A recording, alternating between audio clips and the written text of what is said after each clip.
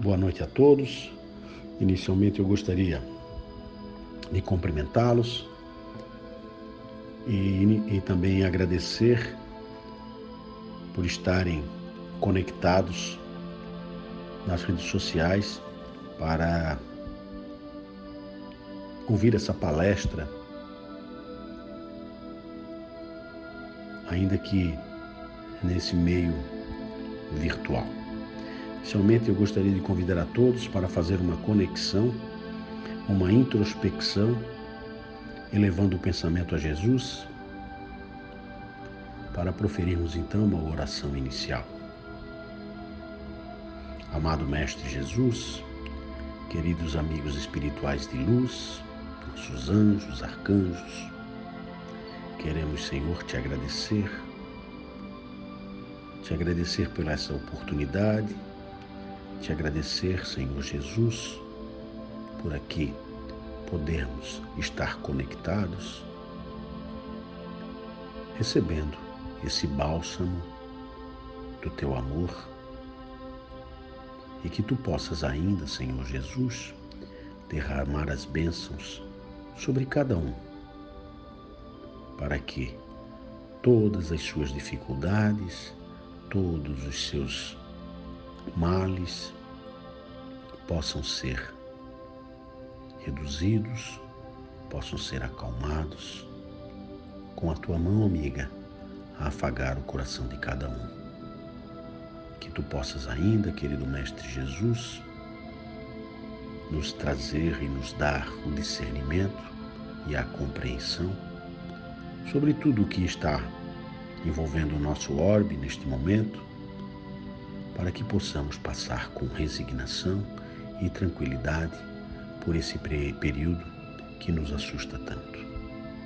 Por isso tudo, querido Mestre Jesus, nós te somos muito gratos por tudo que tu nos concede e nos dás a cada dia.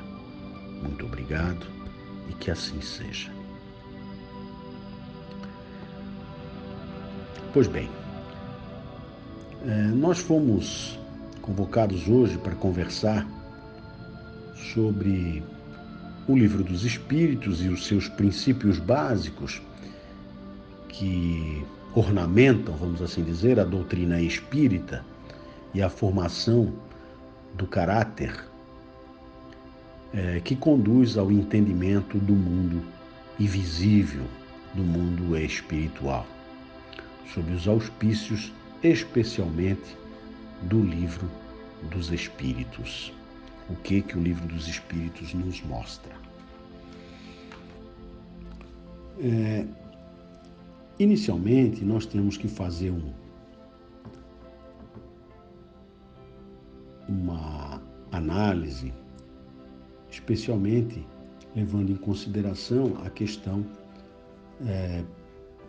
do homem, né, como um todo. As sociedades primitivas, para elas, o cosmos era um território habitado e organizado, pois foi consagrado previamente, né? Então, o homem primitivo ele entendia que havia, né, o orbe era um território organizado, né? E isso era a obra dos deuses, ou está em comunicação com esse mundo dos deuses. Portanto, o mundo habitado para o homem primitivo e o cosmos é um universo no interior do qual o sagrado se manifestou desde sempre. Isto nada mais é do que a presença e a existência de Deus.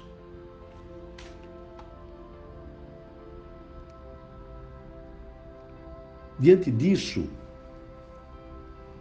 o homem também pôde concluir que nesse mundo, nesse orbe, nós sempre reencarnamos e sempre tivemos contato com o plano espiritual. E isso se deu das mais diversas formas.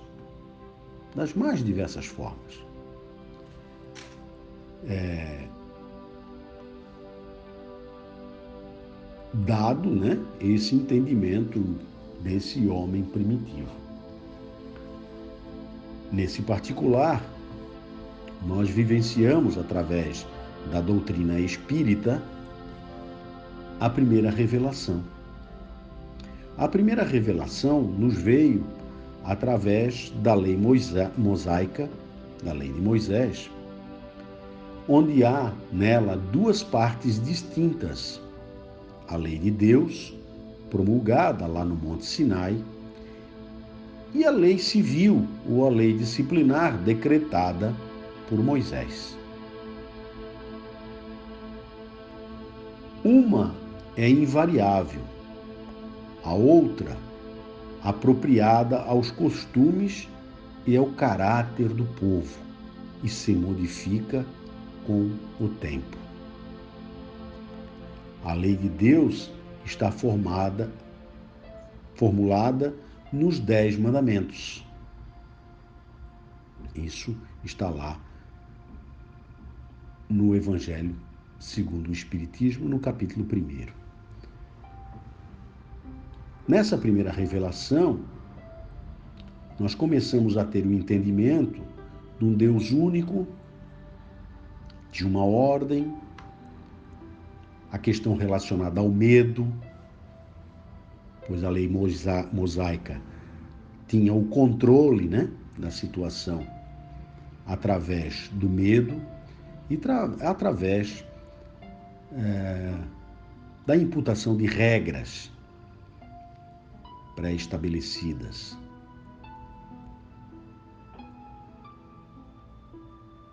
E isso faz com que a lei de Deus, formulada, né, com base nesses critérios da lei mosaica, dos 10 mandamentos, seja uma lei imutável. Num segundo momento, nós temos a segunda revelação, através de Jesus. Veio ele, o peregrino, a nos ensinar através de sua própria vida, de suas atitudes e de suas palavras, que eram ditas em praças, ante as criaturas desregradas e infelizes, enfim.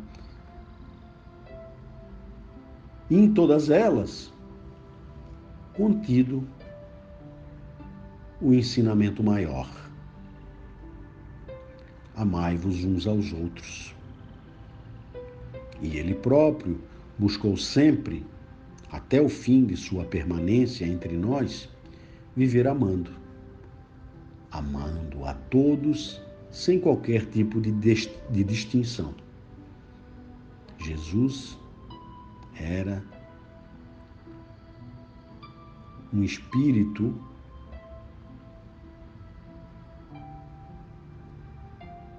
muito elevado e, portanto,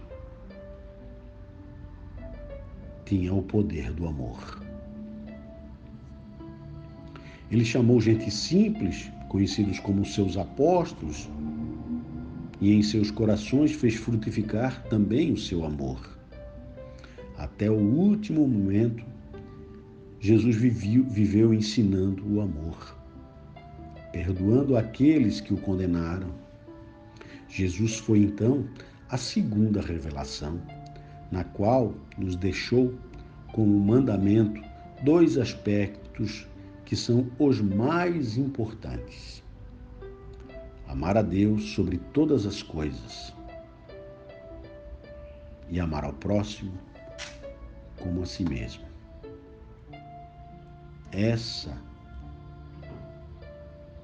Aí está assentado o cerne da doutrina de Jesus, no amor.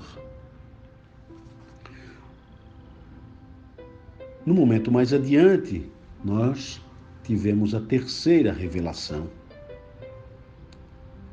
Lá no Evangelho de João,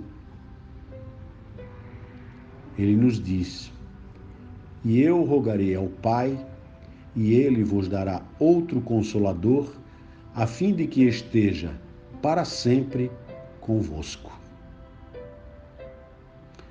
E continua: quando vier, porém, o Espírito da verdade, ele vos guiará a toda a verdade.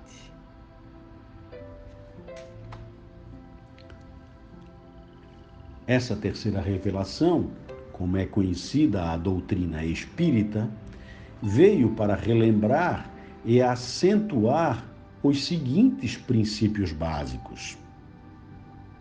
A doutrina espírita, ela assenta-se na existência de Deus.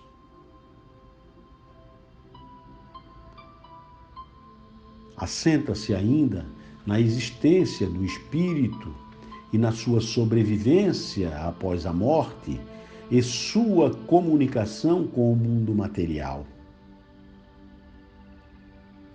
Ou seja, a existência de um espírito invisível, mas que se comunica conosco. A doutrina espírita também vem nos revelar a reencarnação. É através da reencarnação que o espírito consegue evoluir moral e intelectualmente. A doutrina espírita vem nessa terceira revelação nos trazer a lei de causa e efeito, pois que nós sabemos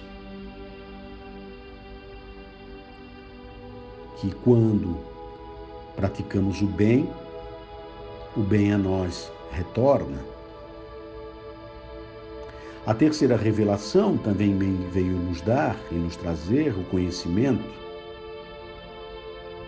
questões que muitas vezes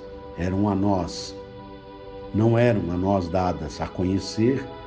A doutrina espírita nos traz o conhecimento.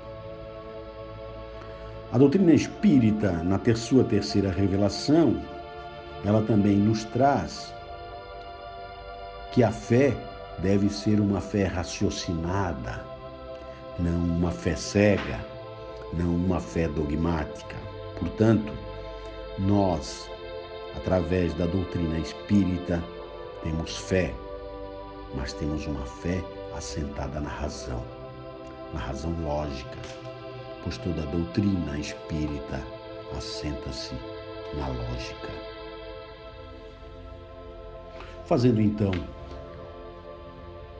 um apanhado histórico, nós vamos ver que depois da Idade Média, em que se atrofiou o espírito crítico, o mundo começou a assistir à chamada Revolução Intelectual, em que o iluminismo foi o ponto de destaque. A filosofia do iluminismo ergueu-se sobre certo número de concepções fundamentais, entre as quais a razão é o único guia infalível da sabedoria. O iluminismo também diz que o universo é uma máquina governada por leis inflexíveis que o homem não pode desprezar. Leis inflexíveis, as quais o homem não tem o poder de modificar. São as leis divinas. Através do iluminismo, chegou-se à conclusão que não existe pecado original.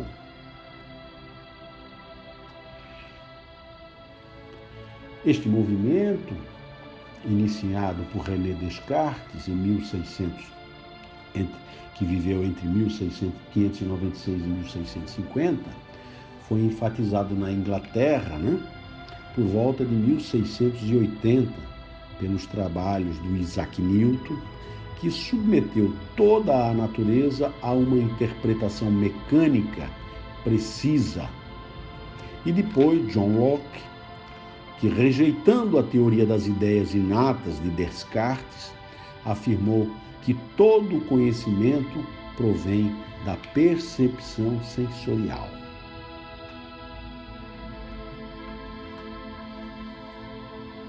O apogeu do iluminismo, ele se deu então na França, especificamente nas obras de Voltaire.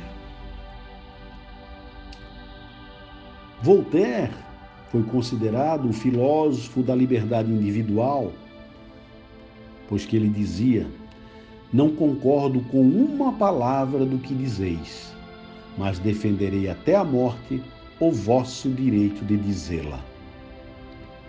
Não concordo com uma única palavra que dizeis, mas defenderei até a morte o vosso direito de dizê-la.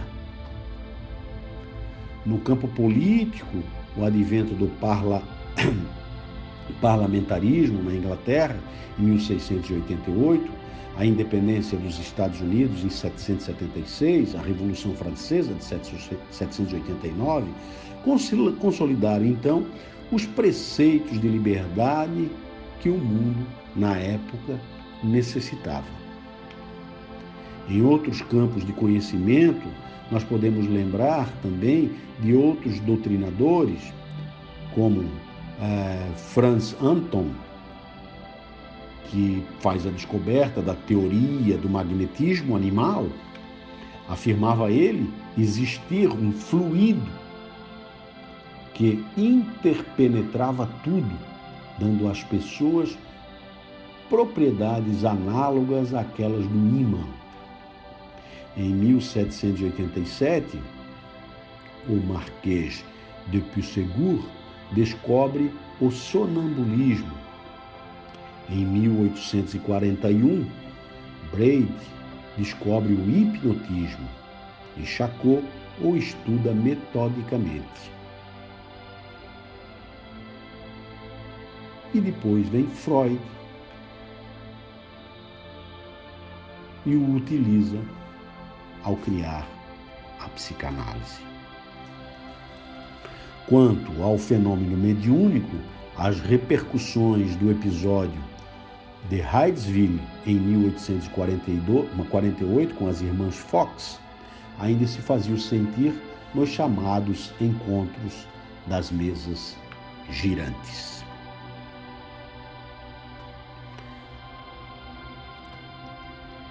Digo isso para a gente ter o entendimento de como a sociedade, com a terceira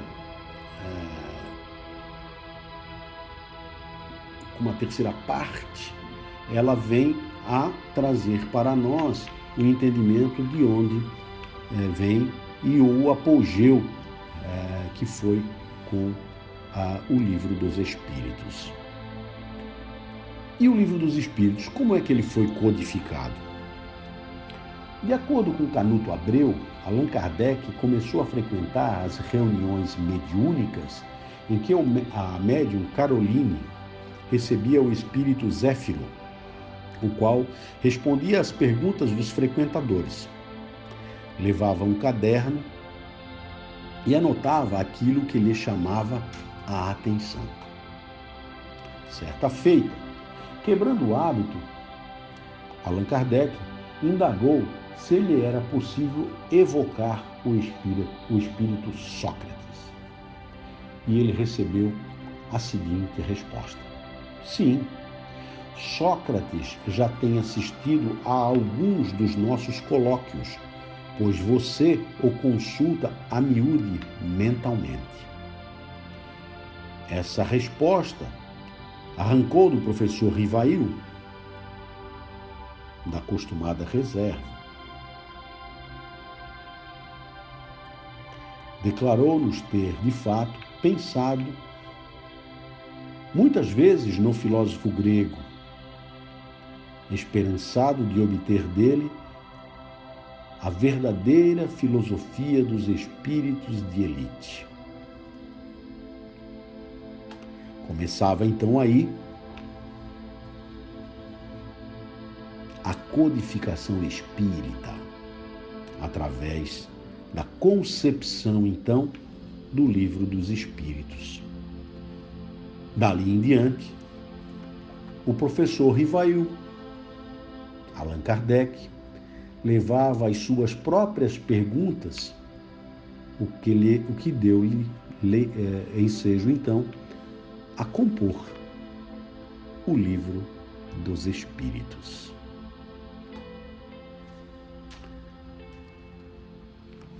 A sua primeira edição do Livro dos Espíritos era em formato grande e datava de 18 de abril de 1857. Contava naquela edição, com 501 perguntas e com as suas respectivas respostas, estavam contidas nas 3 partes em que então se dividia a obra: a doutrina espírita, as leis morais e das esperanças e das consolações. A primeira parte tem 10 capítulos, a segunda 11 e a terceira 3.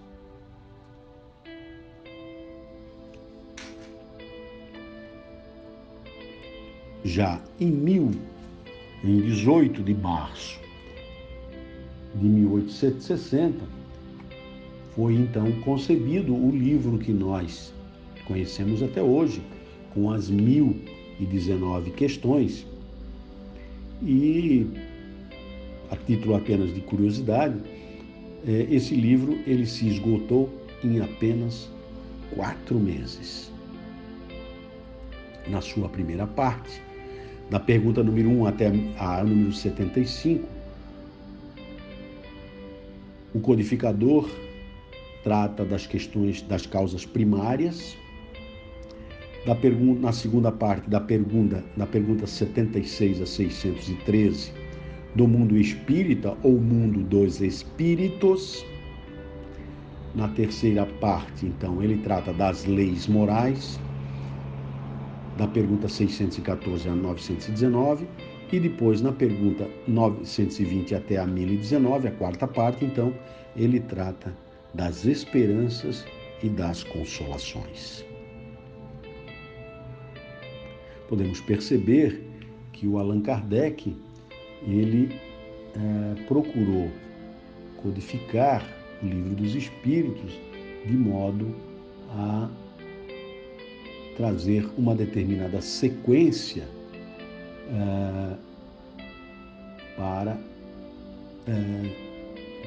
que a gente possa ter um entendimento desde o início, né, de toda a sua composição.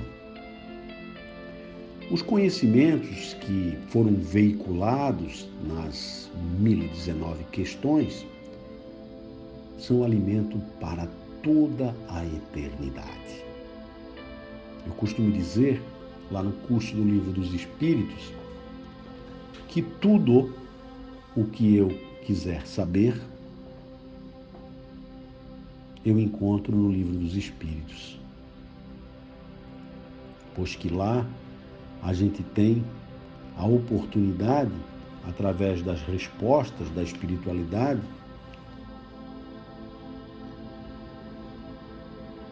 o conhecimento ditado pelos Espíritos, para que nós possamos ser auxiliados no nosso desenvolvimento moral e também espiritual. Esses ensinamentos trazidos por esses benfeitores do espaço,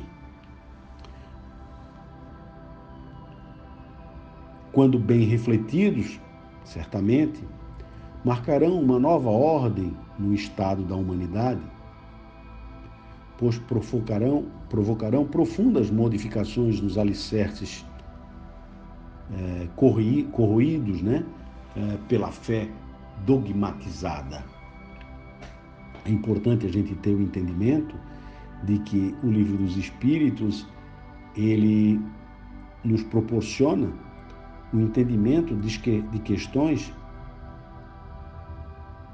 nunca dantes a nós colocadas assim a miúde, de modo que a gente tenha um entendimento, mas sobretudo um entendimento lógico, um entendimento racional, para que a gente consiga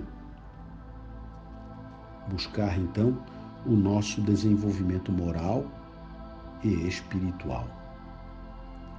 É importante destacar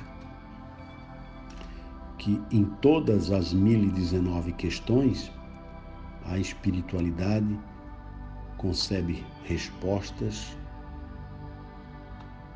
infinitamente sábias. E se nós nos debruçarmos sobre a sua filosofia, para que então possamos alicerçar todo o seu conteúdo doutrinal, nós precisamos então nos debruçarmos sobre os seus princípios fundamentais, com o intuito de torná-los atualizados em nosso consciente.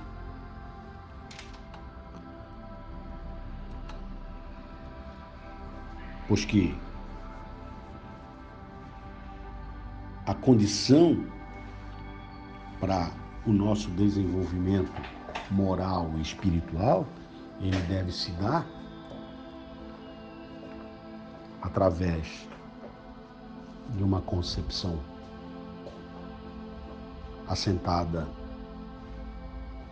nos ensinamentos de Jesus, mas também que ela possa estar assentada na razão lógica.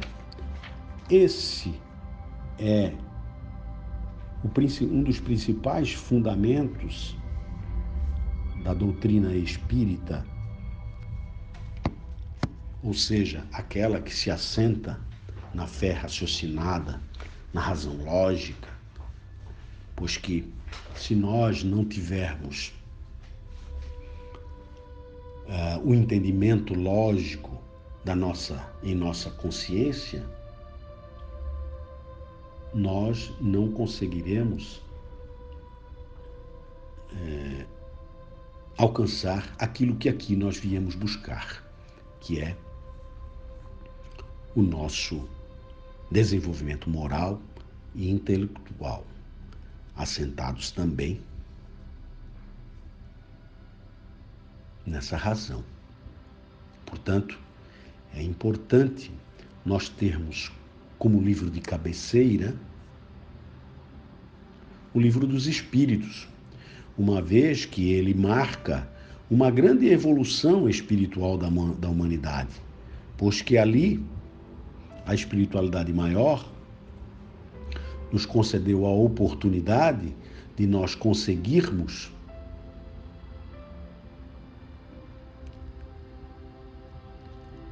o entendimento daquilo que muitas vezes nós não tínhamos, o entendimento do mundo invisível. Mundo este que nos rodeia, que está presente a cada dia nas nossas vidas, a nos intuir para o bem, para que nós possamos alcançar a plenitude da nossa melhora espiritual. Ouso dizer que os adeptos sinceros,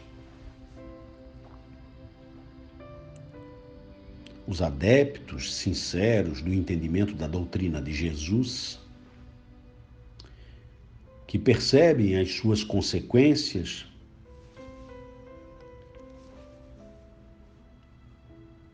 devem estar constantemente estudando, pois que estudando poderão alicerçar-se nos meandros da sua própria consciência, na medida em que nós possamos, de maneira infinita, buscar aquilo que nós aqui viemos.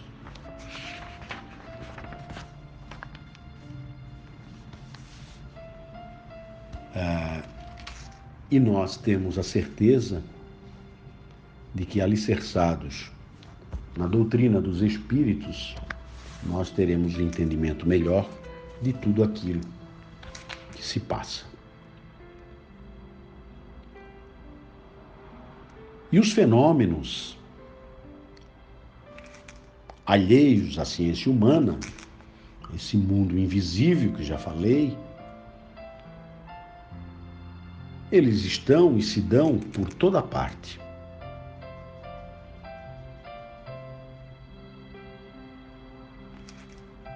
Revelando nessa causa que os produz, né? Esses fenômenos, a ação de uma vontade livre e também inteligente. Portanto, nós temos que ter o entendimento de que nós não estamos sozinhos, pois que temos um mundo invisível ao qual nos rege também, e que é através dele que nós podemos evoluir buscando a nossa melhora. Eu gostaria então, para terminar, antes da oração final, ler um trecho que está lá na introdução do Livro dos Espíritos, mais especificamente nos prolegômenos,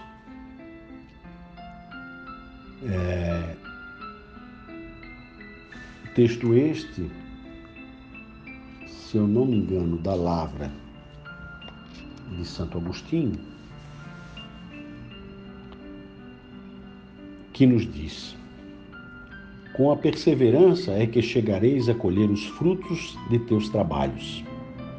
O prazer que experimentarás, vendo a doutrina propagar-se e bem compreendida, será uma recompensa, cujo valor integral conhecerás, talvez mais no futuro do que no presente.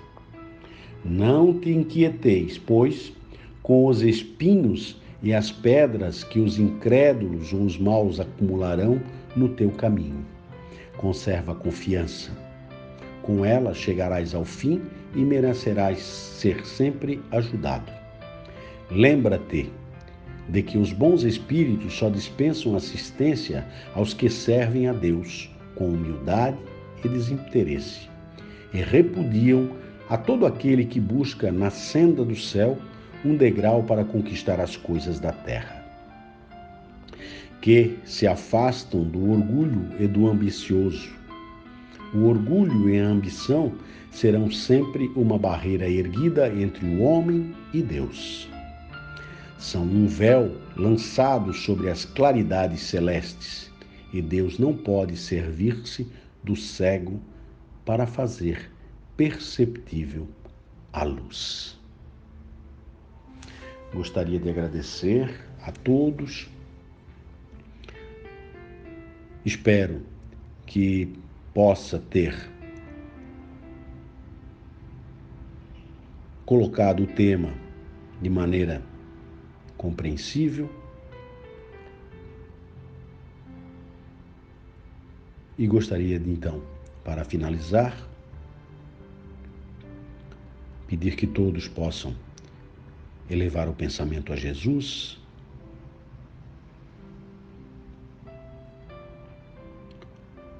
amado Mestre Jesus,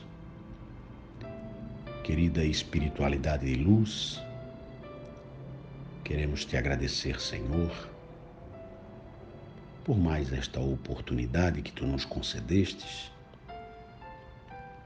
mas sobretudo, querido Mestre Jesus, queremos te agradecer por todo o aprendizado,